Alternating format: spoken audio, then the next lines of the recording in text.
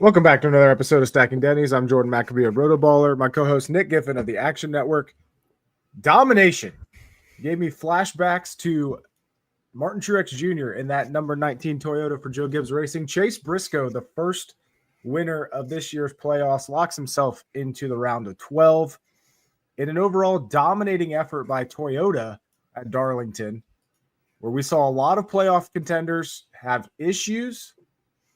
But in the end, it was Briscoe just absolutely dominating. 309 of the 367 laps were led by Briscoe. As I said, Toyota dominant. Reddick finished second. Eric Jones and John Hunter Nemechek third and fourth with Legacy Motors Club. Bubba Wallace came home sixth. Denny Hamlin seventh. Six of the top seven were Toyotas. The only one up there that wasn't, AJ Allmendinger, who finished fifth. Not quite the top finishing order that anybody would really expect for a playoff race. A lot of non-playoff racers. We know Eric Jones is good at Darlington, but John Hunter Nemechek has never been good at Darlington. Finished fourth. AJ Allmendinger has been strong in intermediates this year. He finished fifth. And Ford overall struggled in this race. Highest finishing Ford was Chris Buescher in 10th. Hendrick Motorsports struggled in this race, surprisingly. Chase Elliott, the highest finishing Hendrick Motorsports driver, in 17th. But Chase Briscoe's in victory lane for the second time this season. Nick, what'd you think of that race? It was entertaining. I don't think it was a great race by any means. That sucks. Tyler Reddick can come from 2-3 seconds back, catch the leader, and unable to pass. Eric Jones can catch Tyler Reddick because he's held up behind Briscoe, can't pass Briscoe or Reddick for that matter. And yeah, I mean, it's this car. And, Darlington being a night race and with this particular tire, I think they used a slightly different tire than they used earlier in the year for at least one of the sides. And then being a night race, there just wasn't the same fall off. We saw John Hunter Nemechek one stop, stage one and hold track position. So yeah, it's a problem with the car still. We need tires to make the car work, which is not a great thing. But definitely surprised about all the playoff drivers having issues. It reminds me of Watkins Glen last year, the second playoff race where only 2 playoff drivers finished inside the top 10. We kind of had something similar this year, right? There was the first and second that finished inside the top 10, but then no more playoff drivers inside the top 5. Bubba Wallace in 6th was the only other driver inside the top 10. Or I should say, in Denny Hamlin in 7th. So yeah, only 4 playoff drivers. Everybody else had troubles. Hendrick Motorsports absolutely struggled. With Chase Elliott, best finish among the quartet there in 17th place, in a place you'd normally think Kyle Larson would do really well. William Byron's won here. Elliott is even won here. Alex Bowman's always great at high tire wear tracks, except apparently this time, Hendrick Motorsports struggled big time. So yeah, even Penske struggled, right? Blaney 18th, Joe Logano 20th, Austin Cindric leading the way for Team Penske in 12th. Just a crazy race. It was, like you said, Toyota dominance. Not surprised in the least by Allmendinger. I bet him right after practice and qualifying. A book opened up, I forget which one it was, at 8. And I guess I should have waited because then more opened up at 10. I think you got him pre-practice and qualifying at 10, am I correct? But I know we talked about it last week for sure. Yeah, but it was, I was happy to get that Allmendinger top 10. I should have bet his top 5. It was like 30-1 or something post practice and qualifying. Really should have bet that top 5. But yeah, I don't know. I'm not too surprised by Dinger's finish or Jones's finish. But yeah, John Hunter Nemechek being the one. But clearly Toyota and Legacy hit on something. Yeah, and we'll get to it later. But talking about Hendrick Motorsports and their struggles, Gateway's not a good track for them, and they could definitely run into some issues this week once again. And I don't know, we could be talking about Hendrick drivers out of this first round, but I actually will have a very different take on that. But yeah, will you? Okay, I can't wait for that then. But yeah, no, when you have a group of or like several playoff drivers have issues, it kind of evens itself out, because if everybody has issues, then there's only a couple that gain. Whereas if one driver has a major issue or two drivers have a major issue, then they really get hurt. But when everybody struggles, like you said, there was only 4 in the top 10 that were playoff drivers at a track that's supposed to be, the best of the best are good at Darlington. Yeah. Yeah, that says a lot. But no, we saw the same thing in the spring race with William Byron. Nobody able to pass him when he was at the lead. And that's not to take away from Briscoe's car. Briscoe, I think, had the absolute best car at Darlington, and it wasn't close. And I said a couple weeks ago, you need dominating performances by drivers. It's going to happen at times. And I think he absolutely had the best car. But yes, it is frustrating. Most of the race. I think the very last stint, Reddick and Jones were clearly better. Yeah. Yeah. For the first 90% of the race, Briscoe was. Yeah. Like he was definitely the best car if you take the race as a whole. But in the last, like you said, 10% of the race, maybe a little more than that, maybe like 15, 20% of the race, he was probably just the third best car. So yeah, just an interesting way to kick off these playoffs. And Briscoe goes back to back at Darlington, and Reddick finds his groove again in a driver that could have potentially, or we both kind of targeted as maybe someone that could have issues in this first round. So it's good for him to get that run there. Huge for him, absolutely. And there was talk in recent weeks. Even Denny Hamlin said it. Like Bubba has been outrunning Reddick, and honestly, for a chunk of that race, Bubba did outrun Reddick. Reddick was a little bit of a victim of the Josh Berry incident on the first turn. But Bubba drove straight up to the front in that first stage, lost his track position with that pit road incident, which was, just one of those things, and came all the way back to 6th place. Was, I think in aggregate, Bubba Wallace was a top 5 car on the day. I think late in the race, he wasn't quite as good, and Reddick got much better in the end of the race. But, if you're Bubba Wallace, you got to be really happy with being in the same breath of the conversation as Tyler Reddick, right? I mean, that, and I tweeted it out early in the race. Bubba Wallace arguably in the last 2 months has been a top 3 or 4 driver in this series, just from pure speed standpoint. He's outrun Reddick in the last 2 months. Of course, not here, but other than that, he's pretty much outrun Reddick everywhere in the last 2 months. He's won a race at a legit track in Indy, dominated, had probably the best car, had one of the best cars at Iowa, Richmond. He had the best car at Richmond, even though Austin Dillon won. Bubba had the best car for the aggregate of that race, kind of like Briscoe had the best car for the aggregate of that race as well, just this past week. I mean, Bubba Wallace in the past 2 months has been a top 5 driver. And I think you can say as a whole, he's probably a top 6, 7, 8 driver right now in the series. Absolutely. And like you said, that car had a ton of speed as well. And I don't know. Do you think this was a good, preview of the playoffs to come that Toyota brought it, or is it still too early to say? I think it's a little too early to say. I think Hendrick clearly missed it. Like I said, I'll have a different take on Hendrick for Gateway. Penske hasn't always been great at Darlington. I mean, remember Blaney used to struggle at Darlington. Joey has been hit or miss at Darlington. Cindric kind of did what we expect from him at Darlington, finishing that really back half of top 10, really early teens. So I wouldn't say, things aside from Hendrick, things didn't really happen out of the ordinary. We always get surprise top 10s at Darlington, it feels like, especially for the 500-mile race. We know Eric Jones is always good there. We know Allmendinger's been great at Homestead and Darlington. So, honestly, I'm not surprised, and I don't think it's necessarily predictive of what's to come in the playoffs. But, if you're HMS, you're kicking yourself over Darlington for sure. But, I mean, problems happen, right? Christopher Bell ran back half of the top 10 and then had a pit road incident. Not of his own fault kind of deal. It's just like pit road's tight in Darlington sometimes. And we saw multiple pit road incidents. Christopher Bell got damage to the nose, the splitter, little hole in it, and killed his day. Car was killed after that. Denny Hamlin had a penalty, had to fight his way all the way back to 7th place. It was a tough day for all the playoff drivers. And it started, like I said, turn 1, turn 2 of Darlington with Josh Berry losing control right off the bat. Yeah. And you look down the list of these drivers, and you'd expect playoff drivers to get stage points. Christopher Bell got 4 in stage 1. William Byron got 1 in stage 2. Larson did get a handful. Blaney only got 1 point. Let me see here. Chase Elliott 0. Joey Logano 0. Chastain had a good night, but he ended up finishing 11th. He slipped down there at the end.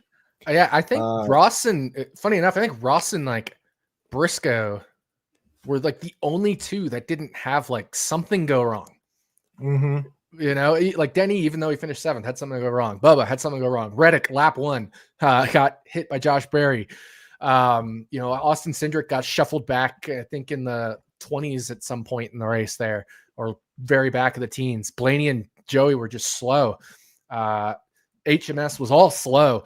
SVG with the horrendously unfortunate yellow timing, ruining his day. Not a great strategy decision, but also unlucky on that. And no stage points, finishes 32nd. If you finished 20th, you might still feel okay about SVG squeaking his way in to the next round. But I think he's toast at this point after finishing 32nd and grabbing no stage points. So really weird day just all around, with, I would say, 14 of the 16 cars having faced a little bit of, circumstances or drama at some point in the race.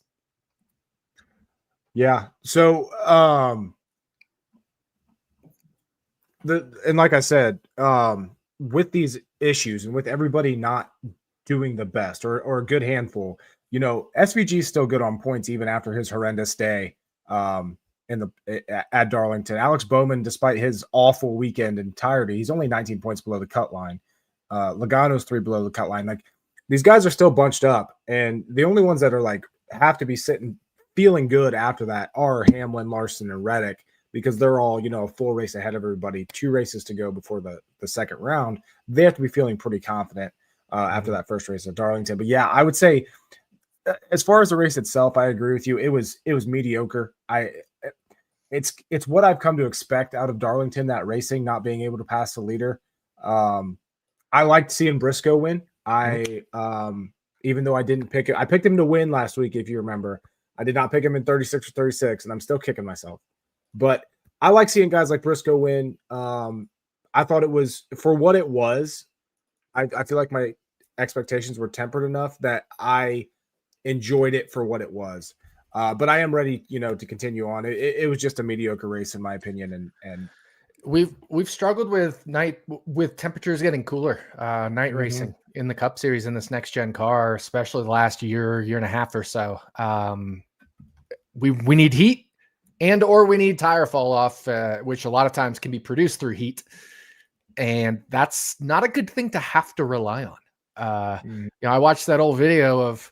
Yeah, I think somebody tweeted out, maybe you saw it on Twitter or not, but it's like you used to be able to catch a car, race the car, pass the car, and you just can't do that anymore. Even if you're faster, when it gets cooler and when the tire wear minimizes, you just can't do that anymore here, or in a lot of places we've seen. And a little worried about Gateway, and I'm not trying to preview Gateway, but Gateway, we've been racing in the heat of July, and now it's going to be in the 70s instead of the 80s, high 80s or low 90s for Gateway, because we're now racing in September. NFL is going to be starting before Gateway. That's the time of year we're at, and a little worried about the situation at Gateway as well, despite the tire tests. So it just comes down to this car. It comes down to all the things we said about this car. This car is not producing the best racing, and it's taken a little while to get there. We had a lot of great racing in 2022, 2023 even, but in the last, especially 2 years, this car has struggled almost everywhere. There's a few tracks it's still done great at, and even then, some of those races have not been as good as in the past, but like Kansas. But it's unfortunate. It's crazy to think, if you listen to us talk and what we're saying it's unfortunate that the faster car can't get around the leader, that someone is legitimately faster and they can't pass somebody. That is just insane to actually think about it, but that is the current state of this car. And I don't know. I mean, I think we can all scream till we're blue in the face that they need to fix it, but I don't think we're going to see a solution anytime soon.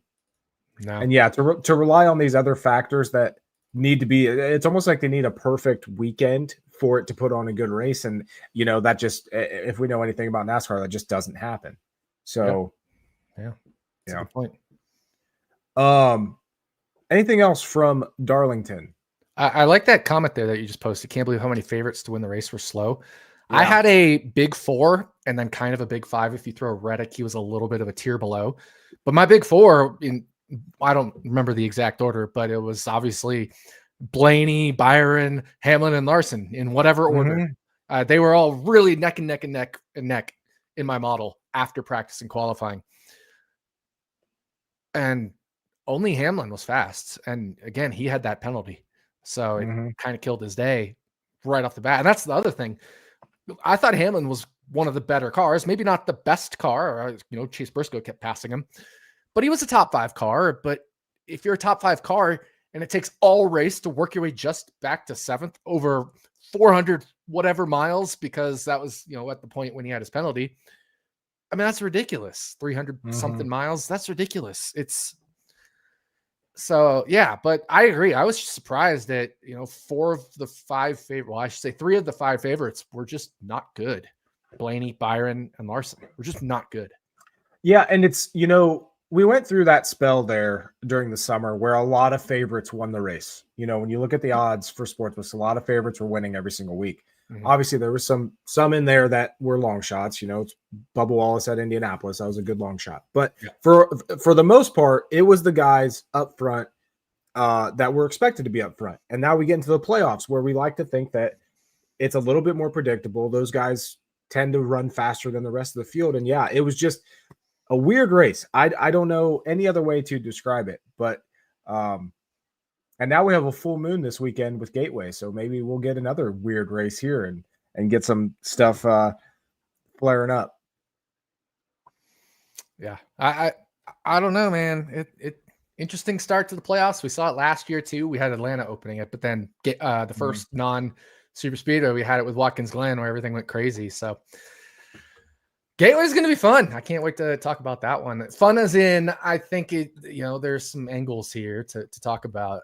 I won't necessarily say it's going to be the most fun racing, but it's produced good racing in the past. I am worried about the racing it'll produce this weekend. Moving on to the playoff standings. So Briscoe's good. He cannot be eliminated this round. Denny Hamlin is 43 points to the good heading into Gateway. Kyle Larson plus 38, Tyler Reddick plus 35. Bubba Wallace has to be feeling pretty decent right now, plus 25, as is William Byron. Blaney plus 22, Chastain plus 21.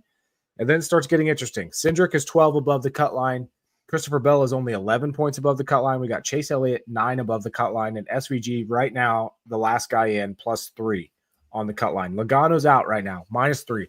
Austin Dillon minus 8, and then Alex Bowman and Josh Berry are 19 below the cut line. Obviously, this can and probably will shift quite a bit after Gateway this weekend. But what do you think about these playoff standings heading into the weekend? Yeah, well, we know Chase Briscoe's good. I think if you're Hamlin, Larson, and Reddick, you're feeling confident, which is kind of funny to say given Larson just had a terrible race, but he had so many playoff points going in. That you got to be feeling confident about your position. Obviously, nothing's guaranteed. And then if you're Wallace, Byron, Blaney, and Ross, like you were saying, you're still probably feeling okay, but you're not quite in as good a position as those other 4 ahead of you. But, you definitely can't afford something bad. And then, like you said, where it gets interesting is Cindric and below. It gets interesting. I think if you're Christopher Bell, you're probably feeling okay-ish just because these tracks are so good for you. And again, I mean, I know we're talking championship standings now. I'm sure you saw in the Action app. I bet Christopher Bell again, 8-1 to win the championship. I love that. Love that bet. And I hate Christopher Bell. He's the race favorite right now for Gateway based off the sportsbook odds. So if he's the most likely driver to win this race, he's the most likely to secure the next playoff spot in the next round. And then there's New Hampshire. And then he's got the Martinsville round, which should be good for him with Vegas and Martinsville. Talladega is always a wild card. And then I would argue he's the number one driver at Phoenix, even over Ryan Blaney. He has been since the start of last year in the 3 Phoenix races we've had in aggregate. I bet Christopher Bell again. I love it. I took him 6.5 right when the playoffs started. Now I took him 8. And Bristol is such a good track for him, especially when you compare him to Joey Logano, who's below him, SVG, of course, Austin Dillon. I'm sure, Dillon's okay-ish at Bristol, but he's not a Christopher Bell. So, you're probably, if you're Christopher Bell, even Austin Cindric right ahead of you, you're way better than him at Bristol. So you're probably feeling pretty good in terms of, even though you had a disaster at Darlington of a 29th place finish, you still got those 4 stage points in stage 1. You salvaged what you could out of the day. You had a nice cushion of playoff points coming in. So you're not in a horrible position. And I think Christopher Bell, as long as there's no major issues, there was at Darlington, but again, not his fault, just a pit road incident. No major issues at Gateway. You're probably fine. Yeah. That's what I'm, noticing. Well, first off, when it comes to betting Christopher Bell, like I said, I love that 8-1, love those odds.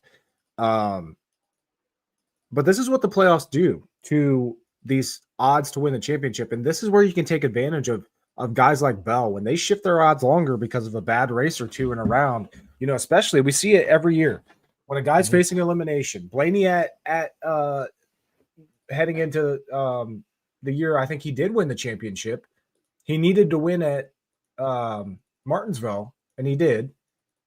He was like 25-1 to win the championship before Martinsville because of it being such a cutoff race. And he was on the outside looking in, being must win. So when you have situations like this, it creates valuable betting opportunities. And yeah, I'm right there with you on Bell. But looking at the standings, so 3 of the 4 out right now, I guess, would be at least 2 of them were pretty expected: Austin Dillon and Josh Berry. SVG is probably going to fall below the cut line this week. When it's all said and done, I think this first round has a very good chance now of playing out kind of exactly how everyone thought it would, outside of a disaster for someone at Gateway. Yep. Because it's most likely SVG, Austin Dillon, Josh Berry are going to be out, and then just pick yours between Bowman, Cindric if he doesn't have a good Gateway, or someone like that. Maybe I disagree with the Berry part. I think Gateway and Bristol will be great tracks for Berry. I think it's SVG, Austin Dillon, Joey Logano, and a toss-up between Bowman and Berry, unless, like you said, somebody like a Cindric has a bad race. So, Joey Logano struggles so hard at Bristol. He needs to find something there to feel like he's going to have a good chance, or he needs to have an amazing Gateway. I was going to say, I have a feeling in aggregate, I actually think Berry and Bowman are pretty darn equal at Gateway and Bristol. Really? Yeah, on aggregate. I mean, Josh Berry, we know him at short flat tracks, and he's awesome at Bristol. Look at his Bristol record in the Cup Series. Mm-hmm. By the way, I would put it right up there with Bowman. I think we're going to title this episode Aggregate. You said it like 8 times today.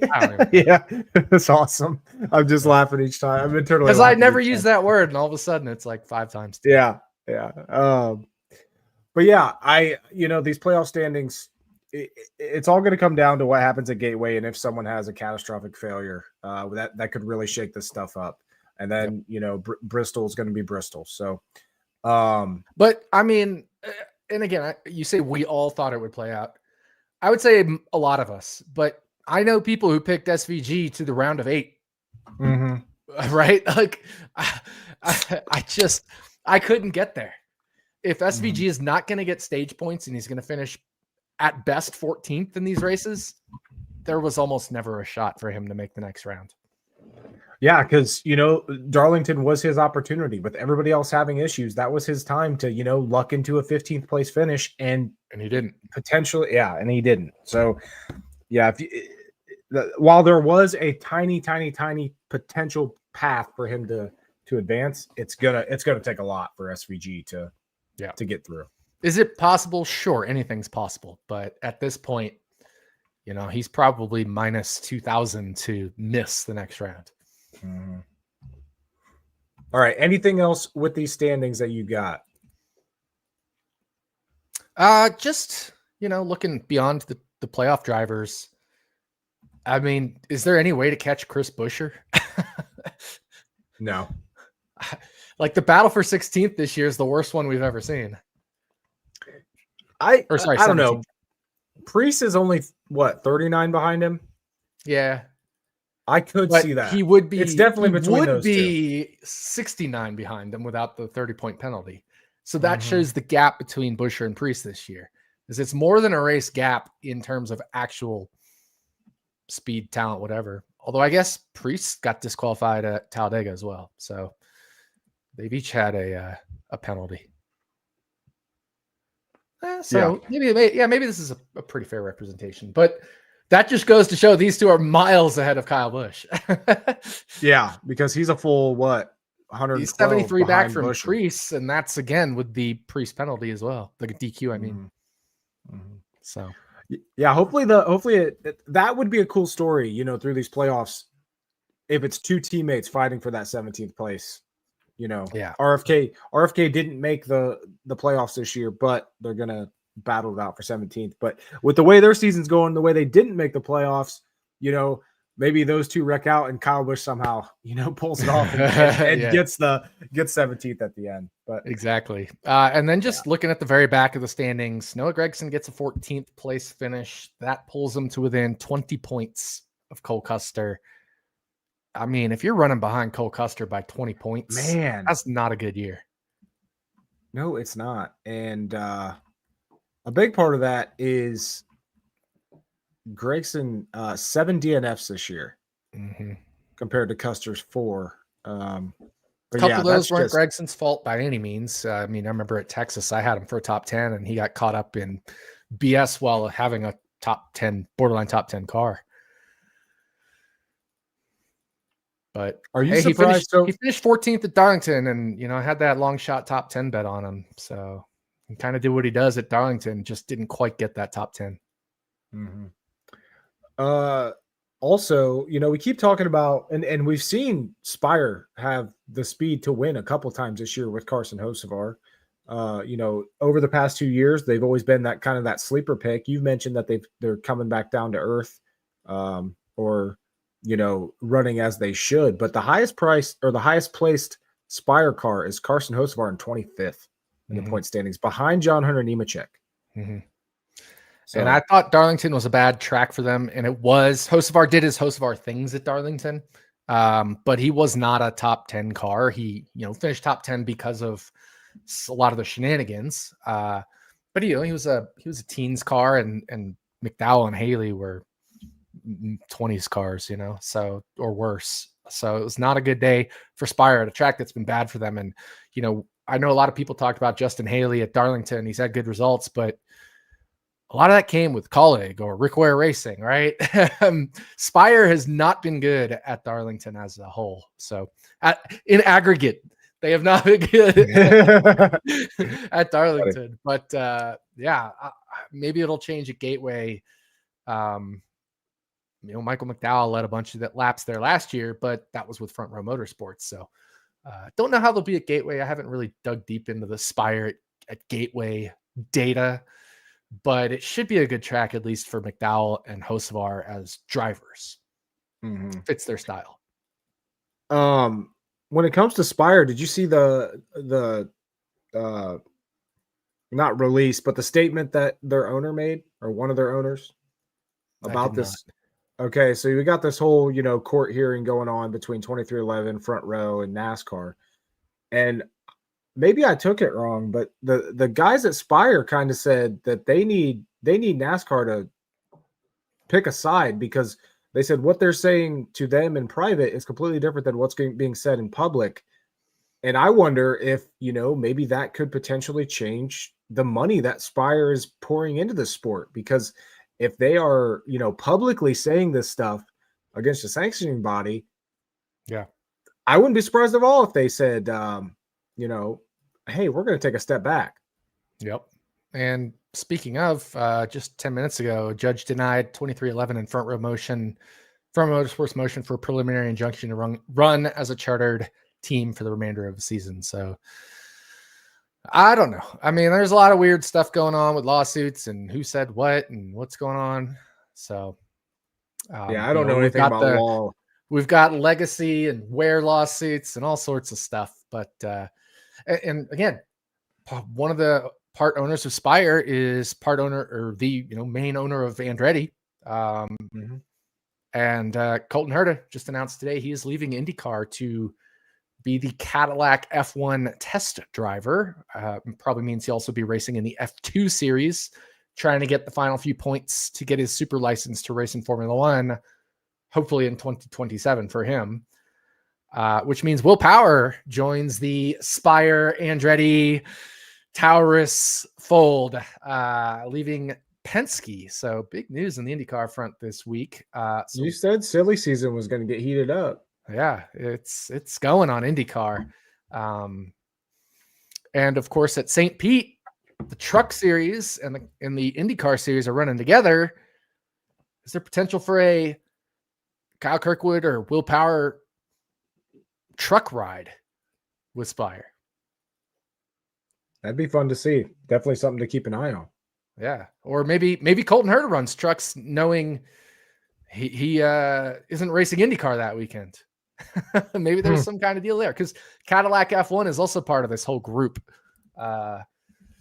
So, Colton's staying in the family still, but it'll be interesting to see.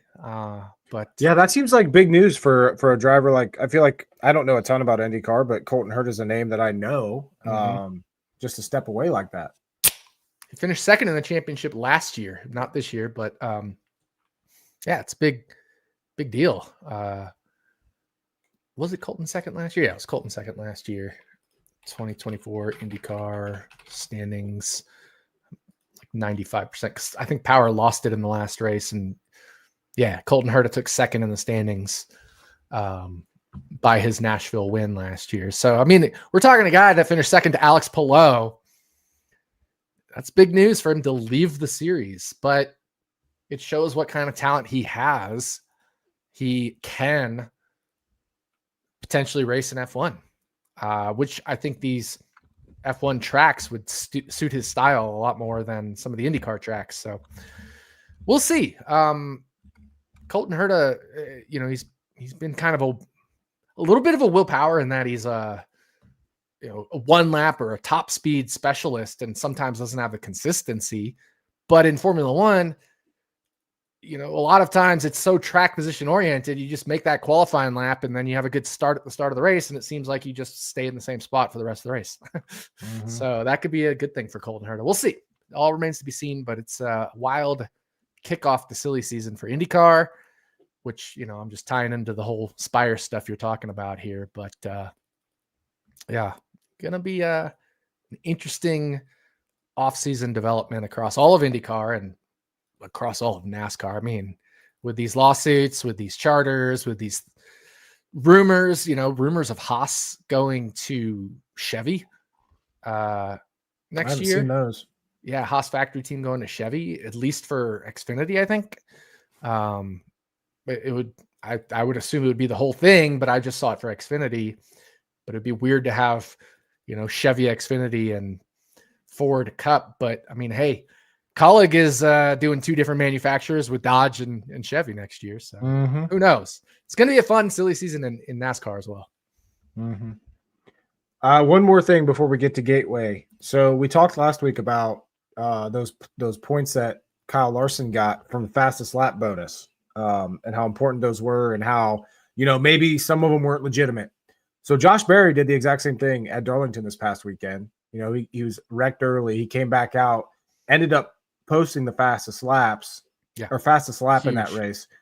Now NASCAR's talking about maybe changing that criteria next year. It should be again. You have to finish, either on the lead lap or first two laps or something like that to get it. I think would be a really good criteria. Yeah. But they did note that, the the fastest lap, it was to incentivize teams to continue racing after being caught in an early crash or suffering a mechanical problem, which I would argue is exactly what this is doing when they're doing that. So I don't know. It's I'm just, fully I think on it's board happened with- a lot. I think it's happened a lot more than they expected because teams are just Mhm. repairing the car and throwing qualifying setups on. Mm-hmm. Yeah. And I'm with you. I think it needs change, but as far as their like overall intention, I think it Only is the second actually time all doing it. year a Ford has been fastest lap as well.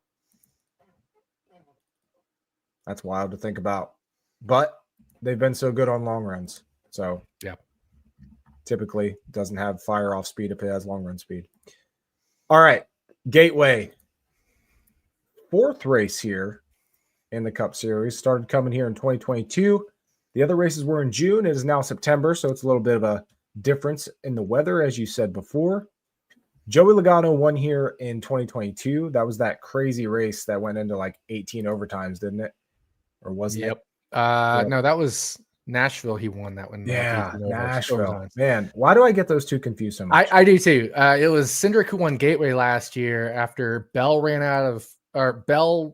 had some problem. Blaney ran out of fuel. Bell's engine expired and Blaney ran out of fuel while they were like battling like crazy for the win. And I remember that clearly because I had Penske to win that race, and it was mostly based off Blaney and Logano. And I was like, but it doesn't hurt to have Cindric at like 1% or something. And then he goes on and wins. I was like, yes. Yeah. Yeah. You get the extra part, right? And it worked out. But like you said, Blaney, McDowell was fast in that race in his front row motorsports. He started on the pole. He led 40 laps. I remember it well because he got passed for the stage win with like 2 laps to go, and I had him bet to win the stage. Now, that's when Bell took over. This is a short, flat track, so we know that Christopher Bell is going to be on top of his game. But as far as records here, like I said, 3 races here. Joey Logano, 3 for 3, finishing top 5. Cindric has that win. He has the second best average finish at 8.3. Larson's at 8.7. Bell's at 9.0. Let's see here. Christopher Bell, the favorite to win according to sportsbooks. Do you agree with that wholeheartedly? No, I don't. But I don't really have a favorite for this race. My model has Hamlin and Blaney 1-2. I'm pretty sure Jim's model has Blaney Hamlin 1-2. But I have a really flat like distribution. If you go like, Hamlin's at like 12%, Blaney's at 11. I think somebody's at 8 or 9%, somebody's at 7. Like it's really flat. Normally you get like 16, 15%, and then a 12%, and then like everybody else is like 8 or below. You get kind of these tiers. I have it super flat this week, so I think it's wide open for Gateway on who's going to be the best car. Yeah, so I just got FanDuel pulled up here. We got Bell at 5-1, Blaney at 5.5-1, Hamlin at 6.5-1. Then we do have Larson at plus 850 before everyone else is double digits to win. But last year's winner, like I said, I only have 2 drivers in double-digit percent odds to win, which means, everybody else I have less than 10%. So they need to be double-digit odds for you to bet them. But like, I have Byron at like 7 something and Chase Briscoe at 7 something percent. You can't bet these guys at 10-1. Maybe you can bet Byron at like 14 barely, but again, that's super thin value, if anything. But Cindric, right? I have Cindric at 4 something percent. I think Jim has him at 5 something percent, but you can't bet him at 16-1 because that's just not, it's 16-1. You need whatever 1 divided by 17 is in terms of percentage. So you're just not getting the right odds on any of these favorites. And Hamlin, like I said, he's my number 1 driver. I have him 12.5% to win. That means you need at least 7-1 on Denny Hamlin. It's a break even. To break even long term, you need 7 on Denny Hamlin. But he's plus 650 is the longest out there. So what you're saying is these odds put out by the sportsbook this week are pretty accurate right now. Well, I wouldn't say accurate. because again, I actually have Bell pretty far down in my model in comparison. I have Hamlin 1, Blaney 2, Briscoe's up there, Byron Larson, and then I think it's Bell or something like that. Wow, that's surprising. I know Jim's is relatively similar. He has Briscoe third behind Hamlin and Blaney. So I'm not surprised. I think I wouldn't say these are accurate odds, but what I will say is even if the order, let's say the books have the correct order, the problem is you're going up against 30-40% hold. That's what's accurate, is the 40% hold that you can't make up. They have 140+% to win, and there's only 100% total that can win, right? Like if you run a million simulations, you're only going to get a million winners. You're not going to get 1.4 million winners in a million simulations. So the book is winning this one. You can't bet outrights in this race as far as my model is concerned, aside from one driver in the 1% plus range. And then I have value on a couple like 200 plus long shots that I wouldn't bet outright anyway. Let's talk about Hendrick and why you don't think that they should be potentially worried this weekend heading into Gateway. So one of the things you like to talk about, and actually we talked about it on the episode last week, is Chase Briscoe, driver like Chase Briscoe, driver like Kyle Larson. They make really good their feedback is good. They get great adjustments throughout the race. They seem to get better as the race goes on. Although I will say, I think both Briscoe and Larson got worse as the race went on in Darlington, but generally speaking, they get better. Yeah. What a great timing for us to say that. I know, right? But generally speaking, and who did the Gateway test? Kyle Larson, right? So that's already track time where he's getting feedback on these tires. Again, these are the same tires as Iowa. And that's going to help, and that'll help elevate the whole team. Hendrick Motorsports, right? Their performance with each other tracks a lot. If one Hendrick guy is good, usually all of them are good. If one Hendrick guy is bad, usually all of them are bad. So I think that's going to help. They used the same tire at Iowa. William Byron won that race, led the most laps. Larson and Elliott finished in the top 10 in stage 1. Byron finished in the top 10 in stage 2. I'm sorry, Bowman. Elliott and Larson and Byron in stage 1. Bowman in stage 2. Bowman finished 7th. There were some problems for Elliott and Larson later in the race, but they were fast on this tire recently at Iowa. I think they're going to have a good Gateway. I think they're going to bounce back, and I think they know they just experienced a complete disaster at Darlington. They may, use what they used at some of the tests as the Chevy team that tested there. And I think with 4 cars, they can split up a little bit in practice and figure out the right direction and come make some changes. And for the ones that, are off and the ones that are closer, use that as the direction to go. And they already have some of that direction from the test. So I think they'll be good at Gateway. Plus, like you said, it hasn't been a great track for them, but it's also been in the middle of their summer slump. Usually they pick it back up in the playoffs. So different weather conditions now, maybe it helps. It changes the dynamic of who's good at Gateway. Yeah. And yeah, there's a lot of variables that could change this week. And my mantra is the same things usually repeat, but when you do have these many changing, I don't want to use the word variable again, but I'm going to changing variables. We could see difference happening. So yeah, I still think there might be a reason for Hendrick to maybe have their finger near the panic button. You know what I mean? Absolutely, but, for sure. Yeah, but I agree with you and the points that you made as to why maybe it's could be overblown. Yeah, which I think open value on Alex Bowman. That's why I bet him top 10. I think it's open huge value on Alex Bowman. And, Ryan from iFantasy Race tweeted out, Bowman's the only driver 3 for 3 in finishing top 10 in the shorter flats this year. Average finish 5.3 or whatever it is, 5.8 or something. So this has been right up Alex Bowman's alley as far as a track type so far this year. So you mentioned Iowa using the same tire as Iowa. Would you say that Iowa is the best comparison track to use this week when it comes to Gateway? Probably Phoenix, but I think I was right there because of the tire.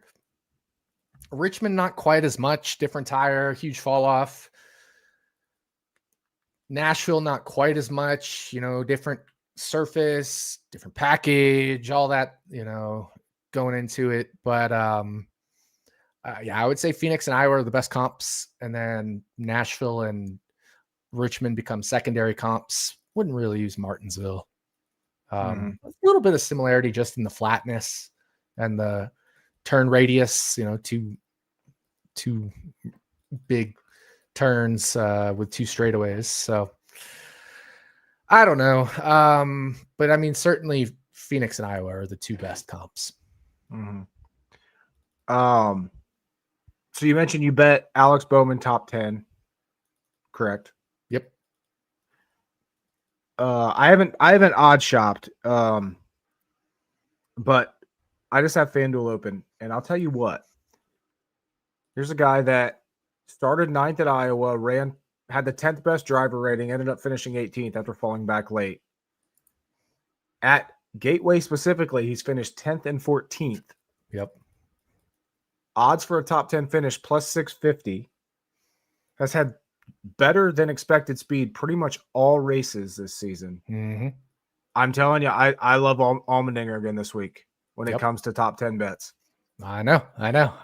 My eye is on him. My model is on him. I haven't made all my bets yet this week. I'll just say that. I think Allmendinger is in the conversation. I think Suarez is in the conversation for me as far as like my model. They're not getting the respect they deserve for the situation here. And I already bet McDowell and Zane Smith at long, medium long double-digit odds around 15-1. I think McDowell's 14 and Zane was 16. But fully agree with you. I believe I'm showing value on Allmendinger. And Daniel Suarez is the other guy I've kind of kept my eye on just from the model like sim perspective. I'll tell you what, though. I think I'm just going to go ahead and bet Allmendinger top 10 while I'm sitting here. Yeah, just make sure to shop that. No, there's a lot of, I see plus 650 at FanDuel. I think Bet365 had maybe in that ballpark as well.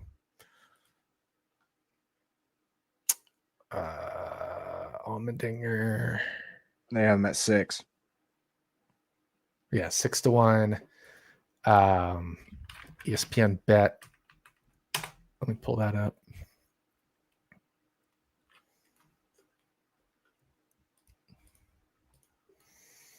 Top finishes, top 10, 550. So yeah, so it looks like 650 at FanDuel is probably the best, unless you have a Bet Rivers. I don't know what their number is. I'm not going to go look it up. DraftKings posted top 10 odds. For some reason, they're not being pulled in. I'm going to have to alert the team on that here at Action. But Allmendinger 5-1 there at DraftKings. Yeah. So we went 656, 555 right down the order. Right. Funny. But yeah. FanDuel at plus 650 makes a lot of sense. And let me pull that number I had on Allmendinger for his top 10.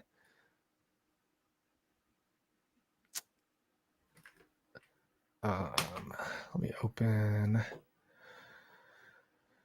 this. If it'll open. Well, we'll see. But I think I had value on it plus 650. He was like, he kicked off the tier of drivers that are below 1% to win for me. And it was like him, and then I forget the exact order, but Jones, Suarez, McDowell, and Zane were all like essentially the same prices with each other. But Allmendinger was slightly higher than them all. All right. Another guy, probably even lower than the tier of those guys, that has a good track record at Gateway, but has struggled insanely, this year is Justin Haley.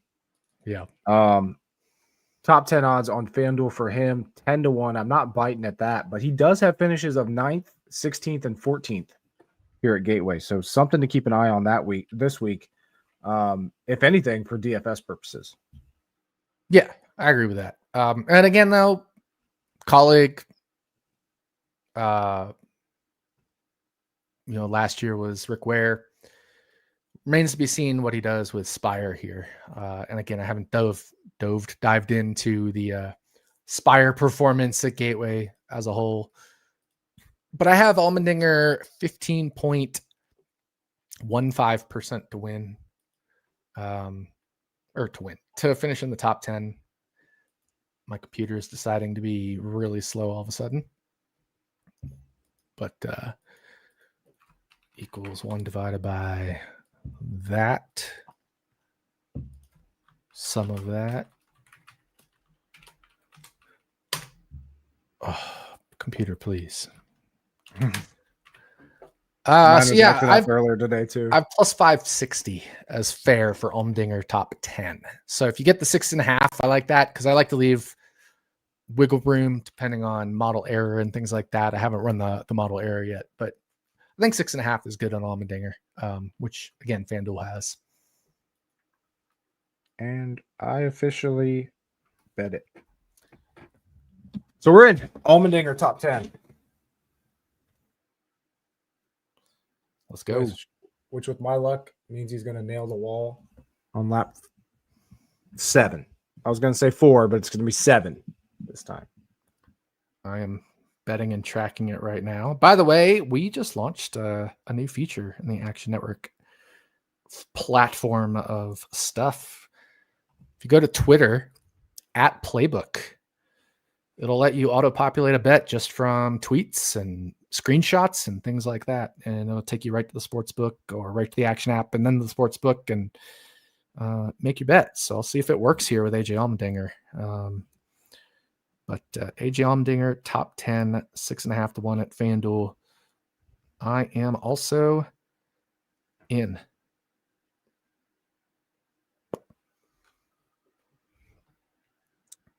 Todd Gilliland sitting there at 20-1 for a top 10. If you like Zane, that 34 car was on the pole here last year. Gilly has finishes of 16th and 15th and 22nd in 3 starts here. That's another one that stood out to me when it came to top 10 odds as far as long shots this week. Yeah. The whole front row, deal, they've been really good. McDowell pole 40 laps led last year. Gilly, I think, finished 16th, but Zane has run even better than Gilly this year as a whole in aggregate. Mm-hmm. I'm going to keep saying that. I was waiting for it. So, we need a little counter at the bottom. I know. I got to keep saying it. And Zane's been really good at the short flats this year. 9th at Phoenix, 11th at Richmond. Was running really well at Iowa, but Hocevar had that incident with him, and Hocevar finished top 10 that race. So, I think Zane Smith is in line for a really good chance at a top 10 finish this weekend at Gateway. I can get behind that as well. Yeah, I wish. I mean, I still think you can get him at 10. I like that. I think that's decent value. And Allmendinger moved to plus 550. It's because we did this right here. Awesome. All right, let's talk favorites. Actually, let's talk most likely non-playoff driver to win this week at Gateway. Brad Keselowski. This didn't work, but that's okay. I'm just going to give feedback.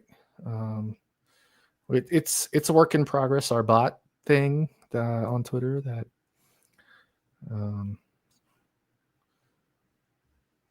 there we go.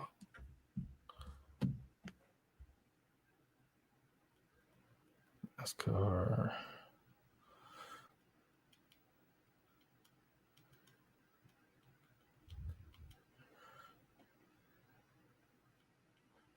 All right, just give him feedback on the thing.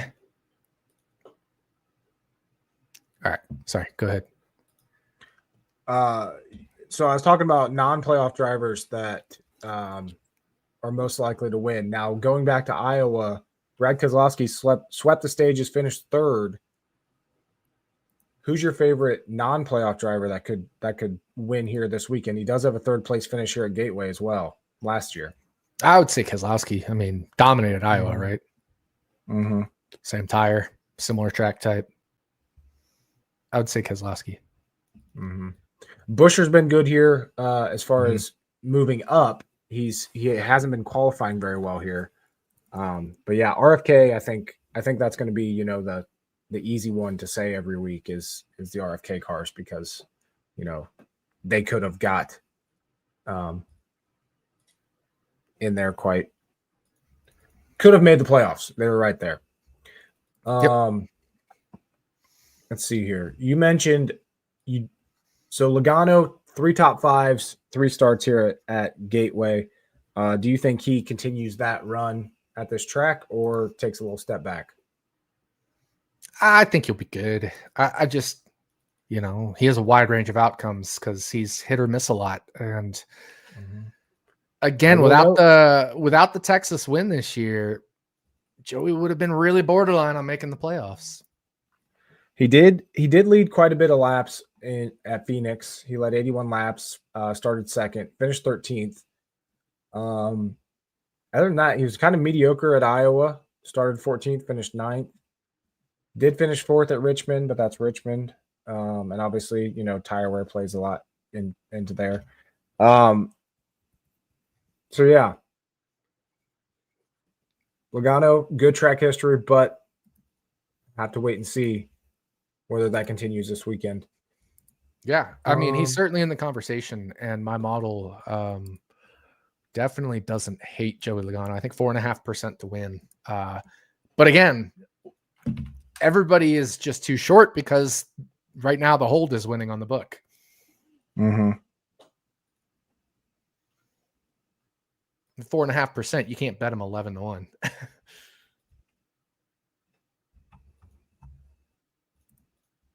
Absolutely not. My computer's freezing up right now. Sorry.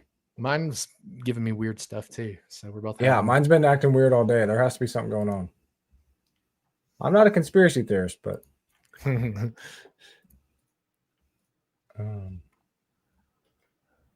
right, who else you want to talk about? Well, we talked about Hendrick. We talked about Joey. We talked about some longer shot top 10s. We talked about Hendrick? I think, yeah. So, I mean, what do you make of the Toyotas and Blaney, I guess, as the rest of it? Yeah, I don't know. I have a feeling that Toyota's going to come out and I haven't ran any numbers this week yet, but in my head, I just think Christopher Bell comes out and dominates this race. That's how I kind of see this progressing. But at the same time, and I mentioned it earlier, I think Logano could come out and win this race. I'm really not sure what to expect this weekend in Gateway. This is like one of those tracks where I think I've been busy every single time we've raced at Gateway, so I've never really gotten into the race, you know. And it's kind of hurt my thinking analysis of it, not the numbers, but I'm rooting for someone like an Austin Cindric to come up here and win it again. I think that'd be fun for the playoffs and get one of those, you know, guys like that in to the next round. I'm rooting for Christopher Bell to win it. Yeah. Give my championship bets, but yeah. I hope you're right. I hope Christopher Bell comes out and dominates. But as far as Blaney, you know, I mean, obviously you can't argue against Penske in the playoffs at short flat tracks. He's been in contention to win this race every single year. He's led laps every single time that the Cup Series has ran here. Top 3 in the last 5 stages here. I mean, yeah, you know, with how that team is running and their long run speed this year, yeah, I wouldn't be surprised if Blaney either is just, you know, the favorite after practice and qualifying. I think based off finishes, people forget. Well, second and second, but 34th in the first year here. But Denny Hamlin's been fast here all 3 years. He had that little brouhaha with Ross Chastain and Gateway when the whole Chastain stuff first started. Remember, he and Elliott were like arrow blocking and harassing Chastain for half that race after they each got incidents with him.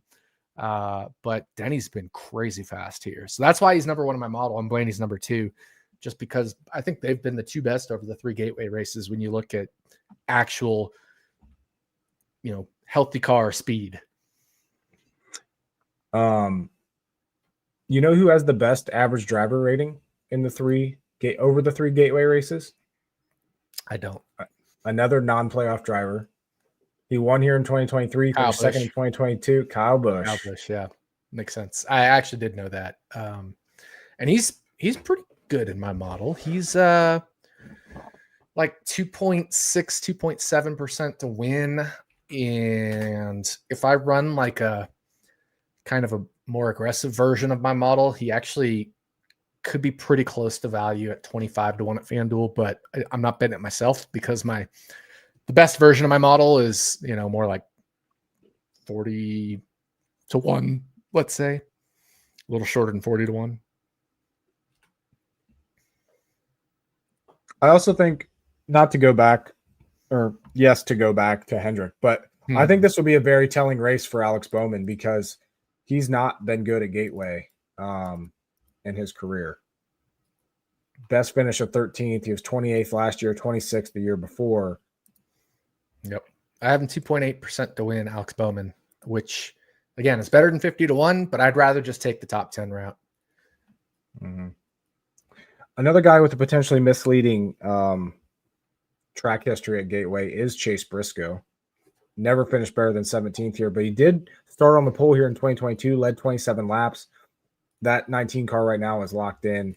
I don't think anybody would be surprised if he's really high in my model. again. Like I said, Jim has him even higher in his model than me in terms of positional ranking and win probability. I think we're actually kind of close on raw win probability, but I think Chase Briscoe is potentially set for a big week. The main thing would be, are they testing? Because they already got the win.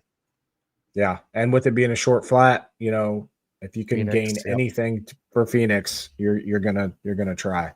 Exactly. So. All right.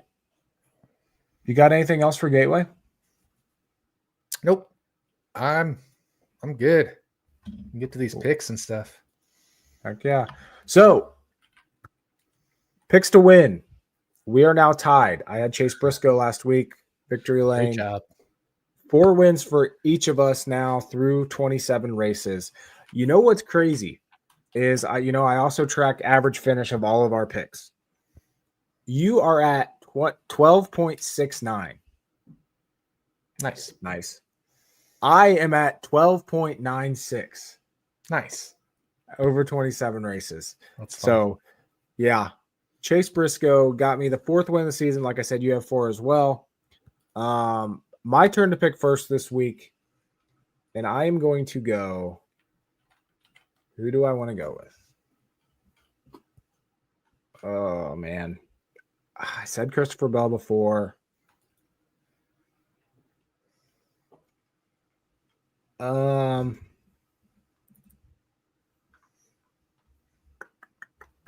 Yeah, I'm going to go Christopher Bell. I think Toyota keeps it rolling. Week 2 of the playoffs. Give me Blaney. Bell. That was my second choice. It was going to be Bell or Blaney or Briscoe, the 3 Bs. Yeah. Honestly, I really like Denny Hamlin this week too. Mm-hmm. Yep. Okay. 36 for 36. Again, can you drop the link in our chat? I'm on my other computer now, as you can see by my setup, so I don't have the link to it. So just drop it in our chat, and I'll open that up. Yep. Like I said, kicking myself for not taking Briscoe in 36 for 36 last week and taking Hamlin. I did not update this yet for points. You had solid pick there with Noah Gragson last week for what he's worth this year. Yeah. He got you 23 points from Gragson. Hamlin got me 38. And my turn to go first this week. Okay, so my remaining drivers are Austin Cindric, Noah Gragson, Kyle Larson, Chase Elliott, AJ Allmendinger, Briscoe, Bell, Logano, and Zane. I think we're both going to be on the same page here with Austin Cindric.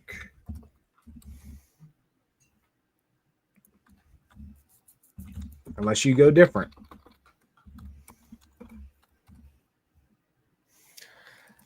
The only reason I might go different is because I'm in catch-up mode, right? Mm-hmm. I need a bad Austin Cindric day.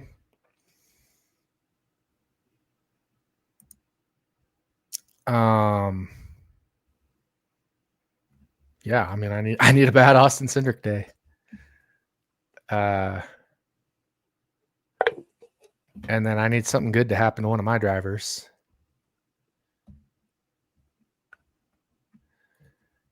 You mentioned Suarez earlier. You still have him. Yeah. I don't know where I'm using. He's the one I can't figure out. But I'm trying to plot something. Like, what if I throw Austin Cindric in Talladega? Just for what's funny? He wins. What? I was thinking about doing that like a few weeks ago. I was like, I think I might hold Cindric till Talladega, but then I'm like, nope. I have this planned out. I had Cindric set for Gateway for a while, so I just got. And again, it's only because I'm in catch-up mode. Mm-hmm. Like I wouldn't do this in an ordinary thing, but trying to claw my way back, right? Like I have Riley Herbst pretty much pinned for Talladega. Mm-hmm. Where else am I going to use Riley fucking Herbst? Well, I used him at Daytona. He got me 1 point. So yeah. Like if I use somebody else here, who? I have the 16, but then who do I use at the Roval? Mm-hmm.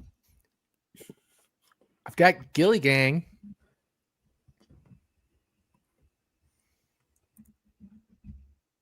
I've got Suarez, like you said, but I like Suarez kind of at the Kansas Vegas type stuff.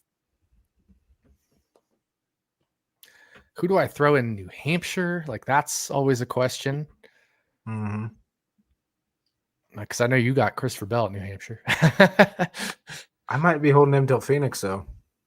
Yeah. Well, and that's the other thing. Phoenix, like you want a potential championship driver in Phoenix, and I have 2 left, Blaney and Byron. So if I go with a driver here that's not Austin Cindric, I probably shouldn't go Blaney or Byron.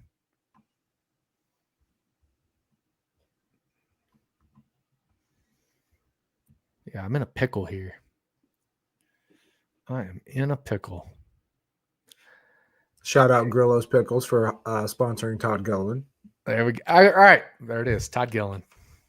Doing it. We're doing it. That's funny. We're doing it. We're doing it. We're going to throw Gilly Gang here at Gateway. All right. You got Todd Gillen. I got Austin Cindric. See if you can make up some points this week.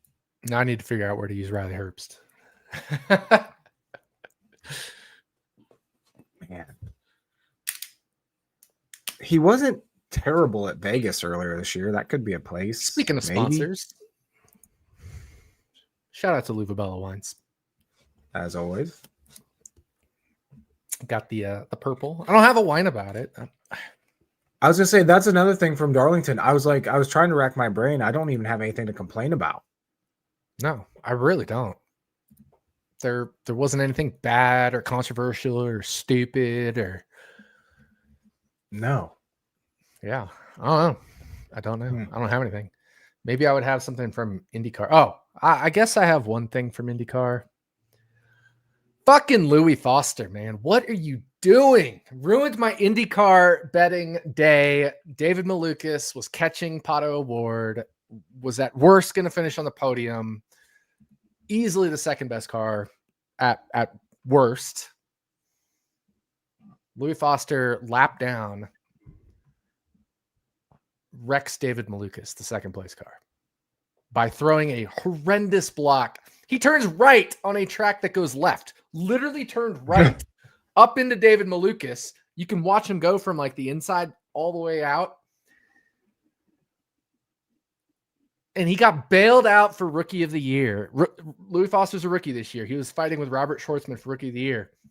Because of Louis Foster's idiotic move, he got a black flag, had to come in for a stop-and-go penalty or a drive-through or whatever it was, under green. So he's out of contention for the race completely. And with 8 laps to go, whatever it was, the final restart, Robert Schwartzman ahead of Louis Foster in the rookie standings also gets penalized for blocking. All he had to do was not block and he would have been Rookie of the Year.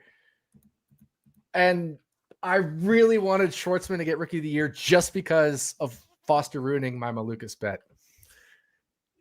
So I'm pissed at Schwartzman and I'm pissed at Foster. I'm pissed at both of them. That's my wine about it. Presented by Luvabella Wines. Have some purple. It's fucking good. Yes. Check them out, luvabella.com. On to DraftKings. I had a decent lineup last week going all Toyota. Ended up cashing with it. I ended up with 331.65. You had 202.7. So big gainer week for me. Right after I gained big on you the week before, I think it was. Mm-hmm. So we're right back neck to neck. So, yeah, I now have a 110-point advantage over you, 110.85. We are tied neck and neck, 13 wins apiece through 26 races that we've been doing this. Crazy. And this is the first time I'm looking at the prices of DraftKings this week. And I'll tell you what, there are some doesn't make sense to me prices. Buescher at 7,500. Bowman at 7,300. I guess I kind of get Bowman because of his track record. Bubba cheap at 8,300. Logano at 9,000 is very cheap for his track record. Larson at 90. When's the last time we saw Larson at 9,500? When the top driver was 11,000 at a non-super speedway race. Like, this is just, it's weird. Yeah. But I'm going to go Logano. I think that's solid value there at 9,000. Give me I'm going to go Buescher.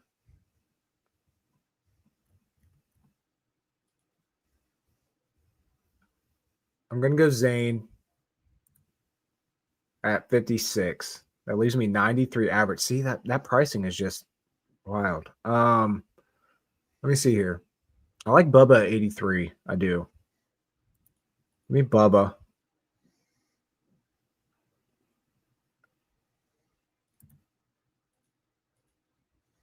I don't really want to go Elliott. Cindric's too much of a risk. Get me off of Bubba.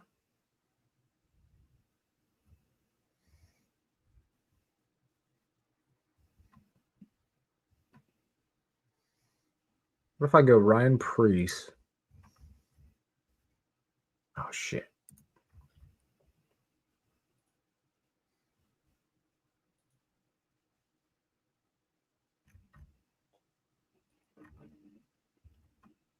I'm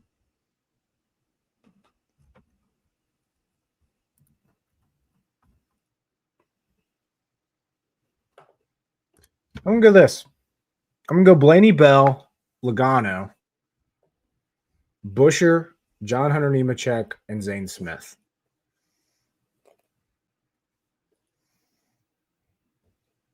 Three potential winners. Buescher, I think, will be decent. And then I think Zane has, like you said, top 10 potential. And John Hunter Nemechek is John Hunter Nemechek. The way that team's running, you never know whether they're finishing 30th or 12th. So, all right, you on mine? Yep. Give me Zane Smith.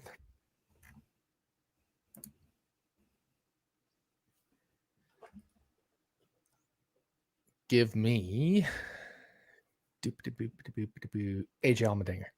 All right. That's a good price on Allmendinger too. As long as he doesn't qualify ninth. Yeah. Give me the dominant driver at Iowa, Brad Keselowski.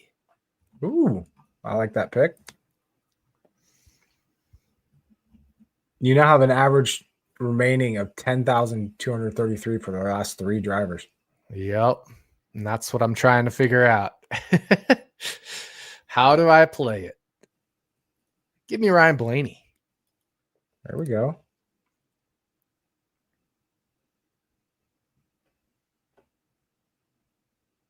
Give me Denny Hamlin. And give me Joey Logano. There we go. So we're both on Logano, Blaney, and Zane Smith. You have Allmendinger, Keselowski, and Hamlin, while I have Buescher, Nemechek, and Bell. I'm not gonna lie, I like mine better. I'm not disagreeing. I think I do like yours better as well. A lot of times, I'm like, damn, I like yours better than mine, but I actually like mine better than yours this time. Yeah. We'll see. If I know anything, the DraftKings contest is going to come down neck and neck till the end of the season, kind of like exactly, our average finish of picks to win. Yeah, for sure. I agree. All right. You got anything else for Gateway? I do not. Gateway is a wrap. Awesome. Well, good luck to everybody this weekend. Enjoy the second race of the playoffs this season. Man, this season is flying by. And then we got Bristol Saturday night next weekend. Yeah, to wrap up the round of 16. That's going to be an interesting one for me, just with work for NFL and Bristol, because all my NFL work is Saturday, right? I can get all my picks out Saturday, or not all of them, but a lot of them, like my player props and stuff. And there's a Saturday night race, but I guess I haven't seen the Bristol schedule. I assume they're practicing and qualifying on Friday, which will probably help me a lot to just free up all of Saturday for NFL. So it might be okay. Speaking of which, speaking of schedules, I am out of town next Wednesday. Oh, well, Tuesday, Wednesday are my best days as far as there's no Monday night game. There's no Thursday, or there is a Monday night game. There's a Thursday night game. So I'm usually busy Monday and Thursday. Well, I'll message you. We'll figure it out of what we can do. But yeah, I'm gone Tuesday and Wednesday. All day Wednesday. Can also just do a Friday, like stacking Dennys / post-practice qualifying DFS show, I think I'm working on Friday. Well, we'll figure something out. Maybe I'll host stacking Dennys with a guest. Oh, that could be something. You send in your picks and I'll host it with a guest. There we go. Because you've done a couple times with a guest where it wasn't me when I had something. Yeah, we might have to do that. Yeah, we'll see. We'll figure it out. Yeah. All right. Good luck, everybody. Enjoy the race this weekend. See y'all. See you guys.